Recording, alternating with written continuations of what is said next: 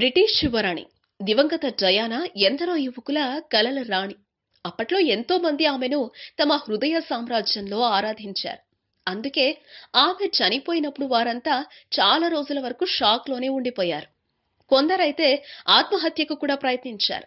ఈ నేపథ్యంలోనే డయానాకు సంబంధించి తాజాగా ఓ వార్త ఇప్పుడు హల్చల్ చేస్తోంది.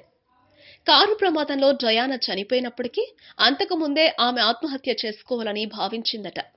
1996 ఆగస్టు 28న ఆమెకు చార్లెస్కు వివాహం కాగా 1997 ఆగస్టులో కారు ప్రమాదంలో చనిపోయింది.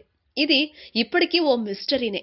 వాస్తవానికి చార్లెస్తో పెళ్లైన 10 రోజుల్లోనే ఆమె జీవితంపై విరక్తి పెంచుకుందట.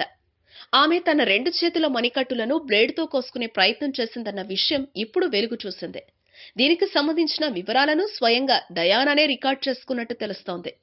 ఆమె పెళ్లైన తర్వాత చాలా మానసిక ఒత్తిడికి లోనైందని, అందుకు కారణం ఆమె భర్త చార్లెస్ కెమిల్లాతో ప్రేమాయణం సాగించటమేనని ఇప్పుడు మరింత స్పష్టంగా బహిర్గతమైంది.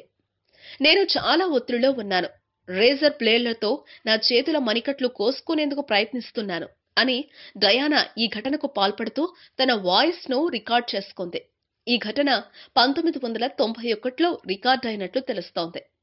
గతంలోనే డయానాపై ఓ పుస్తకం వచ్చినప్పటికీ అందులో కేవలం స్నేహితులు మాత్రమే ఆమె ఆత్మహత్యాయత్నం విషయం చెప్పినట్లు ఉండగా, ఇప్పుడు విడుదల చేస్తున్న పుస్తకంలో మాత్రం డయానానే స్వయంగా చెప్పినట్లు పేర్కొన్నారు. ఈ విషయం ఇన్నాళ్లు అత్యంత సీక్రెట్ గా ఉండటానికి కారణం సదరు ఆడియో టేపులను డయానా ఫ్రెండ్ ఒకరు జాగ్రత్తగా భద్రపరచటమే కారణమని దిసన్ పత్రిక వెల్లడించింది.